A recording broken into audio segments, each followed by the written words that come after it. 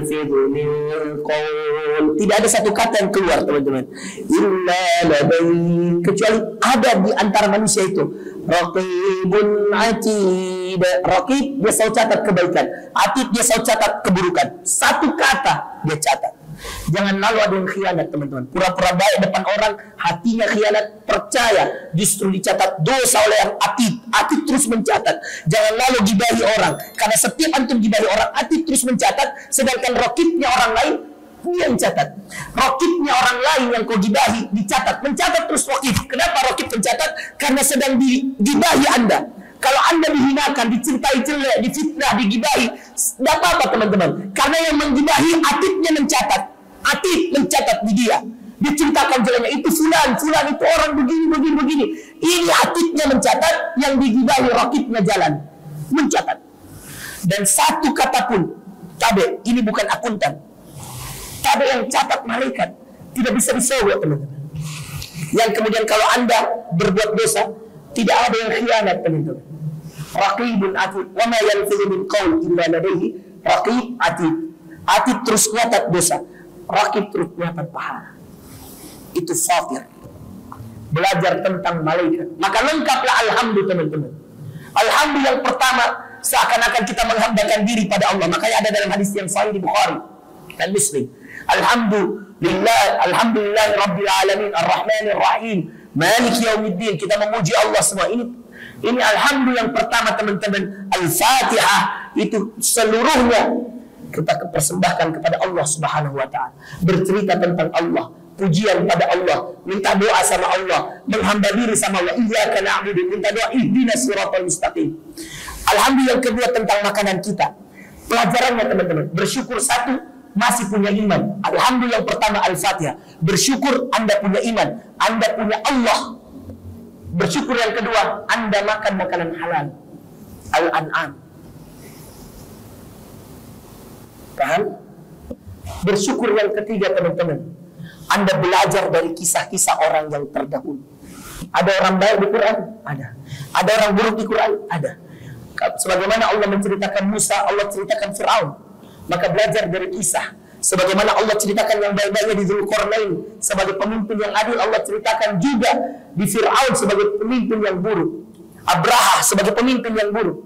Ada raja baik Sulaiman, ada raja yang buruk, teman-teman. Ada kisah dakwanya Hudhud yang gara-gara dia melapor kepada Sulaiman bahwa saya melihat seorang wanita memimpin sebuah negara, lalu kemudian negara itu semuanya sujud kepada matahari. Yasjuduna lisyamsi min dunillah.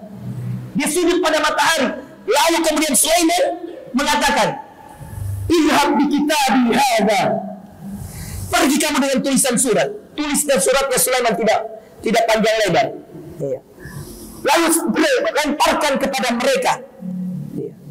Lalu balik cepat. Kamu tidak perlu bicara apa-apa. Datang, lemparkan surat ini kepada mereka, berikan, lalu kembali cepat. Hud. Makanya bismillahirrahmanirrahim yang ada di tengah surah ada dalam Al-An'am.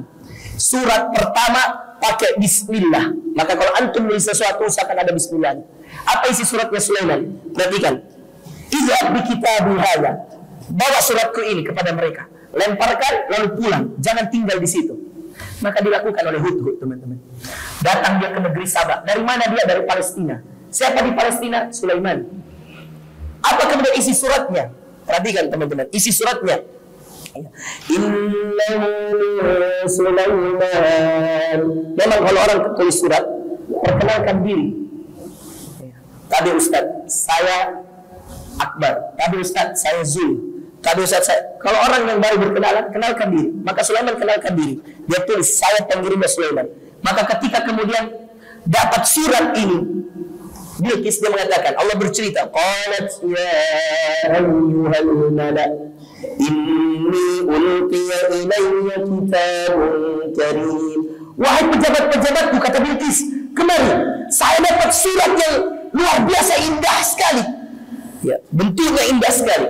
Ulqiya ilayya kitabun karim. Tulisannya sederhana. Ini juga menjadi bukti kalau antum tulis WA, jangan terlalu panjang, to the point. Mau dipinjam uang, lamanya cerita.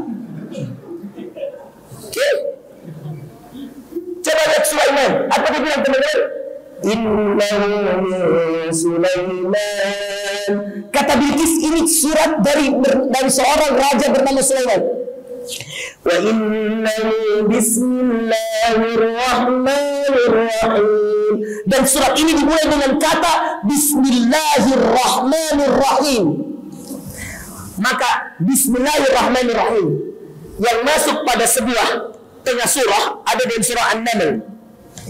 Antum nanti kalau ada kesempatan buka surah An-Naml teman-teman, ada tulisan Bismillahirrahmanirrahim itu pada ayat 30. Innahu min Sulaiman wa innahu bismillahirrahmanirrahim. Ayat 30. An-Naml ayat 30.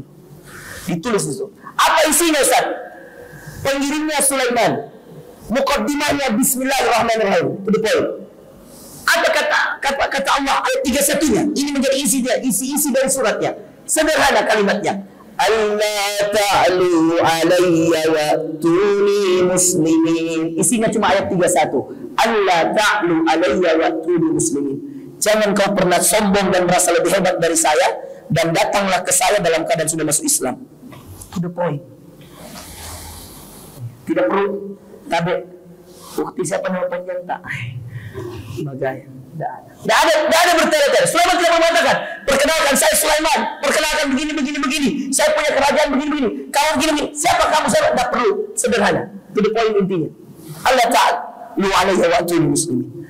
Jangan pernah kamu merasa lebih hebat dari saya, dan datanglah dalam keadaan sudah berislam. Belajar dari Saba. Teman-teman yang dimuliakan Allah, belajar dari Al-Kahfi kita belajar kisah, belajar dari Saba kita belajar pentingnya berdakwah. Masa kalau bahasa sederhana saya ambil di tagline antum di hashtag malam ini, jangan mau kalah dari burung hudhud. Jangan mau kalah dari burung hudhud. Karena dialah kemudian dia yang lempar surat akhirnya Bilqis dan satu negeri Saba. Ya tentu antum tahu ceritanya, nanti baca di An-Naml, baca di surah Saba. Yang kemudian Bilqis datang ke sana lalu dipindahkan singgasananya teman-teman. Kagetnya Bilqis dia lihat singgasananya, maka yang sudah masuk Islam dibuatkan kaca, dibuatkan lantai. Jadi marmer ini teman-teman, Sulaiman pernah bikin marmer yang lebih hebat. Di antara marmer yang lebih hebat, di antara lantai yang lebih hebat, bahkan Bilqis kira itu air. Dia angkat rohnya. Dia kira air, dia jalan pelan-pelan. Lalu Sulaiman bilang, turunkan roh Anda. Innahu, sesungguhnya yang kamu lihat ini adalah sesuatu yang terbuat dari qawarir, kaca-kaca. Jadi kalau ada arsitek merasa dari non muslim merasa dia paling hebat, mohon maaf, suruh berkaca pada bagaimana Sulaiman membangun kerajaan. Belum lagi dipindahkan singgasana Bilqis, teman-teman. Makanya sebagian ulama mengatakan arsiteknya Sulaiman ini arsitek yang luar biasa, karena yang bangun bukan manusia, jin.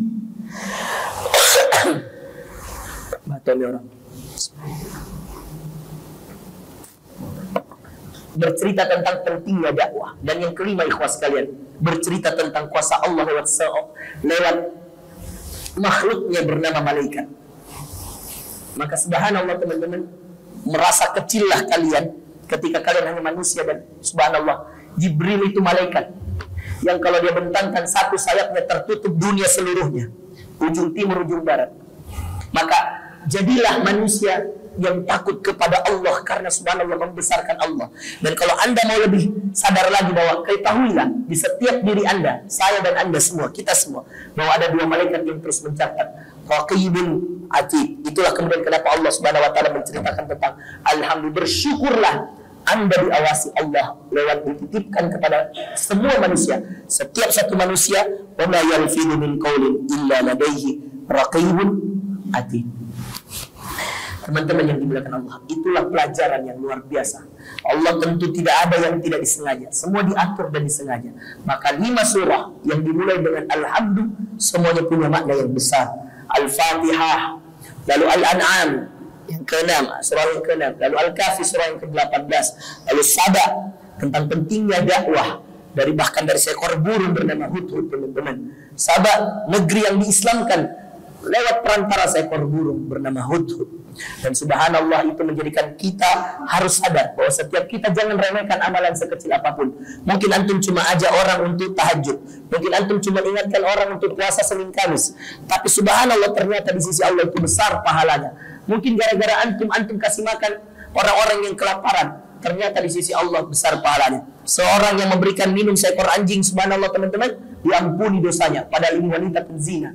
Seorang yang kemudian datang kepada Allah dalam keadaan bertaubat, teman-teman, setelah membunuh 100 nyawa, taubatnya diterima oleh Allah ketika dia berjalan menuju tempat pertobatannya. Subhanallah teman-teman, jangan remehkan amalan sekecil apapun.